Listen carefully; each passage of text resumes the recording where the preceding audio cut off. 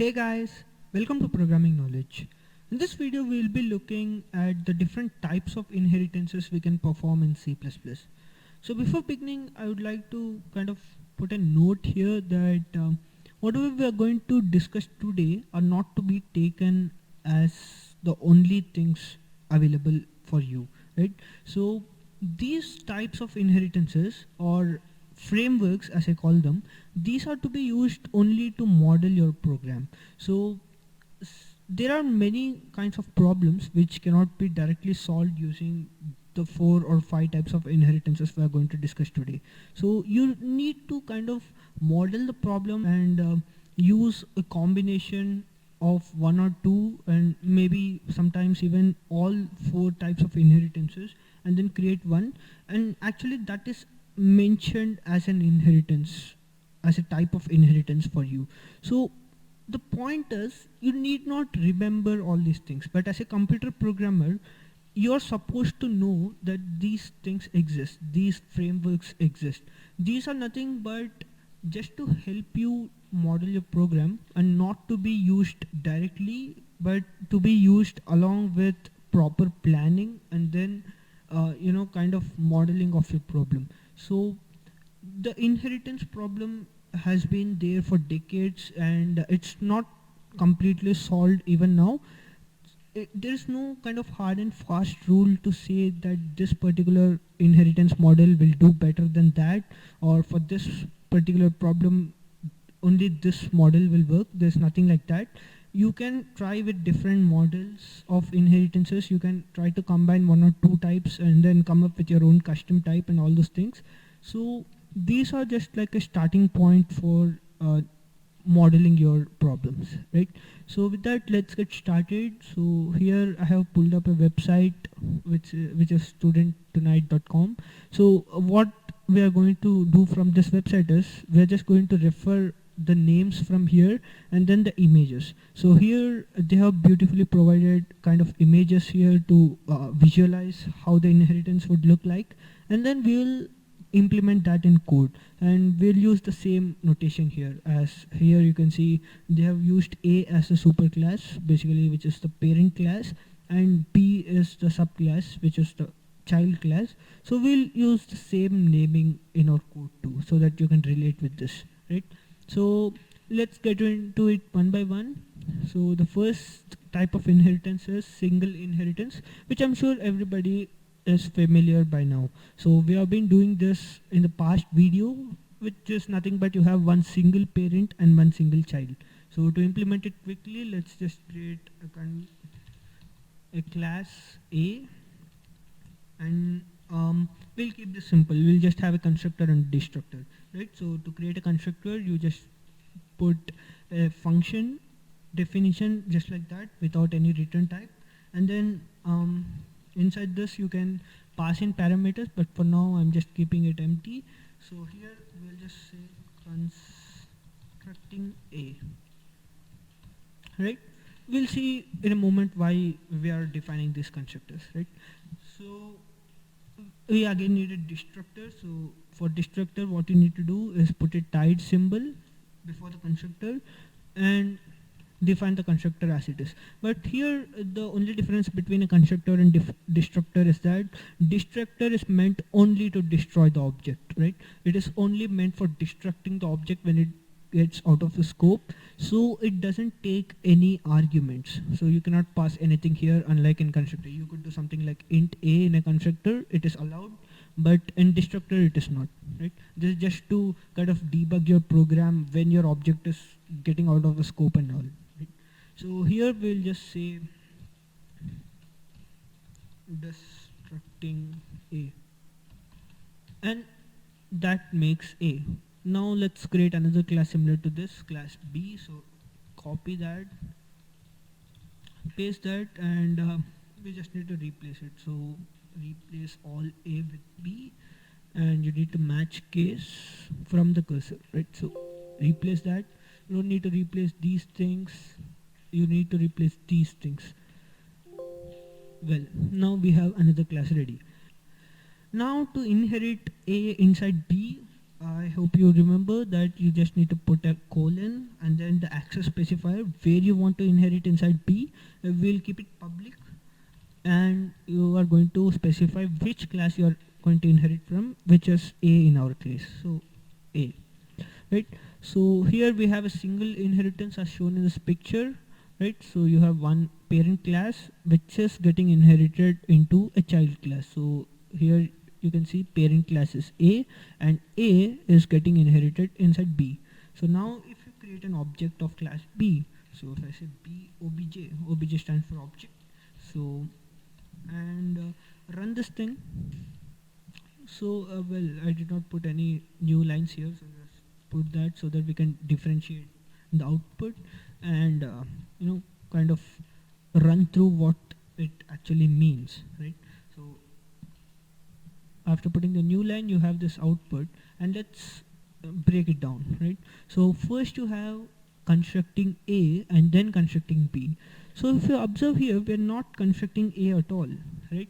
But why is this statement coming? This statement should only come when I create an object of A, right? And here I'm again destructing A, which I did not even create. So what is happening here? Well, object creation is called instantiation, right? So it's called something called instantiation. So what it means is you're going to create a virtual object. It doesn't actually exist. It's actually not a physical object. It doesn't exist in the memory. What it means is, since I'm inheriting from A, for a computer, inheritance means you need something from A inside class B, and everything is not defined inside class B. So in our case, there's nothing special about A and B, right? So A just has a constructor and destructor, and B also has a constructor and destructor, and practically there's nothing to inherit from A. But for a computer, it doesn't look at those things. It just knows that it needs to inherit from A inside B. So assuming that A has something which B doesn't, it first creates the a kind of instance of an class instead of the parent class, which in our case is A, and then it will pass on those properties to class B. That is why in the console, when you're creating an object B, you're seeing constructing A first here. That is because since A is the parent class, it assumes that there is something important inside the parent class which is not there in the child class. So that is why you are inheriting, right? That's the main purpose of inheritance. That is why the compiler is built to do that. So first it will construct A, then it will construct B, and while destructing, it will destruct in the reverse order, right? So construction happens from A to B, that is parent to child, and destruction happens from B to A, that is child to parent. And this will continue for any level of inheritance. We'll just see what levels are, right? So this is basically the simple inheritance or the single level inheritance in C++, right? Now let's move on. You have multiple inheritance. Multiple inheritance basically means that you have multiple parents for a single child. So here has demonstrated with 2, but there you can have, as you have mentioned here, you have classes which can inherit from more than 2 classes also, right? It totally depends upon your problem. Now to do that, it's almost similar. You just need to take this out. You need to duplicate this class B. So take this, copy that, and replace this thing. So you need to replace B with C. So replace, yes,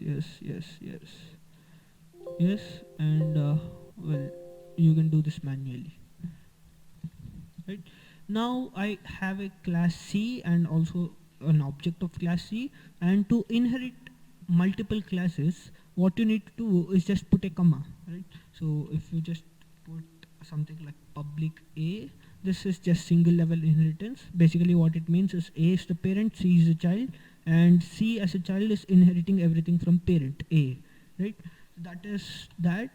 And for B, you just put a comma and then put the access specifier. I'm just going to keep it public here. You can do protected or private as per your problem, but for now let's just keep it simple.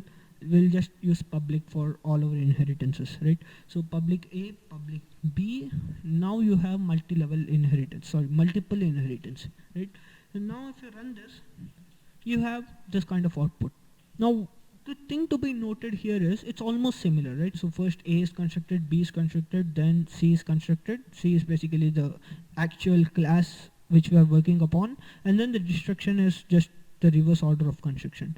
The thing to be noted here is if you change the order of inheritance over here, it will be affecting the order of creation also. So here I am first inheriting A, then inheriting B. It reads from left to right. So basically first I'm inheriting A, then I'm inheriting B. Now if I change this order, if I make this B, and if I change this as A, and now if I run this, that order will be swapped there too. So if you see here, first it has constructed B, that is because it is appearing here first, and then A is constructed, then C, and basically this order is just reversed while destruction. Right? So destruction follows that same procedure. In the order construction happens, destruction happens in the reverse order. Right? So that is about multiple inheritance. This order matters, and you can have as many classes as you want inside this particular class. You can inherit from multiple parent classes, right? So if you had more another class, so say public some D and private E, all this is possible. Basically it will just construct the classes in this order. First B will be constructed, A will be constructed, D will be constructed, E will be constructed, then C will be constructed, right? So that is about multiple inheritance. Now we can move on, just take out this website, and here you have something called hierarchical inheritance.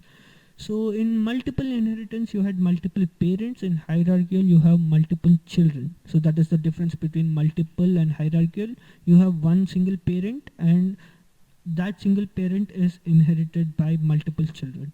So we have already worked upon one of the examples on this particular hierarchical inheritance structure. That is when we were discussing about the animal class. So if you remember, we had a class animal, and both classes like the tiger class and the dog class inherited from the animal class. So that was an example of hierarchical inheritance.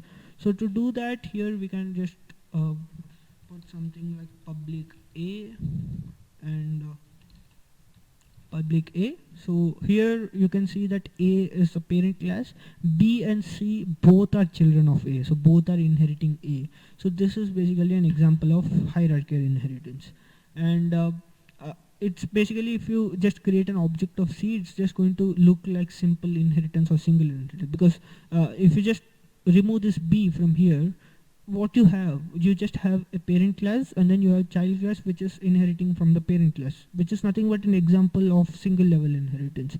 So basically it works in the same way. So now if I run this, it will output something similar to single level inheritance. It just see the parent class constructed, the child class, and the destruction in the reverse order, right? So that is about hierarchical inheritance. And now the other thing is multi-level inheritance. Now the difference between multi-level and multiple inheritance is that in multiple you have multiple parents, but in multi-level you have a tree kind of structure. So a multi-level basically is kind of more generally used inheritance framework, because this basically transits from a more generic class to a more specific class. So what do I mean by that? So let's say an example for a generic class could be animal. So animal is more generic. I could mean any animal by just saying animal, right? So if I have class animal, and then I want to be somewhat more specific, so I mean I'll just increase my specificity level, and let's say I have a class dog. So now I'm inheriting from animal inside dog. So here if you see the chart here, you have A, which is animal, and then B could be dog. So now I am inheriting the properties of animal inside class dog, and if I want to be even more specific, like choose some breed of dog for example, so that could be C. So basically you are moving from a more generic class of objects to a more specific class of objects. So that is why multi-level inheritance is basically used mostly, but as I told you, it doesn't have to be. It totally depends upon your problem, right? So let's quickly implement this. So the way you implement is, you have A, B is inheriting from A, then C will inherit from B. So this is multiple, right? Multi-level is you have two or more parents and the child will inherit from them, and in multi-level you have a tree kind of structure, right? So now if you run this, you will get a similar output for what you saw in multiple. Basically the order matters here. So first the parent is constructed, then the b is basically the child of a, then c, which is nothing but a child of b, and then the destruction will happen in the reverse order, right? So that is about multi-level inheritance. And then in the end you have something called hybrid inheritance. So hybrid inheritance is nothing special, it's just it's just kind of combination of all these kinds of inheritance. Here it is just said that it's a combination of hierarchical and multi-level. What I'm saying is it doesn't have to be. So this particular framework, it doesn't have to look so neat. So here you have two classes just directly inheriting from A, and then you have one single class inheriting from B and C also. So it doesn't really have to be in such a clean format. It totally depends upon the problem, on the way you are going to solve your problem. So hierarchical, or the hybrid inheritance or the virtual inheritance basically means that you are going to create a custom model, custom inheritance type by using these four types. So the single, multiple, multi-level, and then hierarchical. You're just going to use a combination of these types and then create a custom model which may look like this. So here if you see, if we just close this D part, what you have here is hierarchical, and then here you have multiple, right? So that is basically the gist of hybrid inheritance. And now in hybrid inheritance, I just remembered by looking at this figure. Actually this figure is an example of a very famous problem called the diamond problem. So it's a very famous problem in inheritance. Basically the structure looks like a diamond, right? So here it is basically not drawn in that way. So if we just open up Paint, and what you have is you have a parent class, okay? So A, for example, you have multiple inheritances like this. So you have B, and then you have C. So this example is from here, the hierarchical inheritance, right? So okay, we start. Yeah. So this example is from the hierarchical inheritance where you have a single parent and you have multiple children. Then what I'm going to do is combine these two children to another kind of child, which is D. And what is this example from? So if we just remove these things, don't consider this, just consider BC, and then you have D. It is basically an example of this thing, right? Multiple inheritance. So here you have a hierarchy, and then here you have multiple, and this structure, which looks like a diamond, is a very famous problem because this doesn't know from where it should inherit. So see, if you're taking this particular path, so from A to B, B to D, then you know that you just need to inherit A. But if you're taking this part, because it is also a part of the parent, right? So C should also be inherited, and for C, A should also be inherited. So the problem is, should this inheritance happen? Because it's already happened, right? In case of B. So if we just search for that, you will have a more concrete explanation of that. So diamond problem. Okay, it's basically, it's not a language dependent problem. It's the problem of multiple inheritance. Okay, so here you will find a more clearer example. So basically it says the same thing which I said here. So name and age needed only once. That is basically the person class should be created only once. But if I'm taking this path, I will be creating this, but since this class, which is faculty, is also an parent of TA, which also has to be created, so should I include the person class again or not? So that is the main question, and we will be solving that by using something called abstract classes. So here you will be seeing some examples of that used here, the abstract class methods. But since we did not discuss it till now, I'm not going to go into detail right now. We'll be going into detail in the next video. But this is the problem. You can read this to get some more insight into this. And that's it for types of inheritance in C++. So in the next video we'll see about this diamond problem, and we'll talk more about abstract classes and virtual classes and all those things. So till then, happy coding.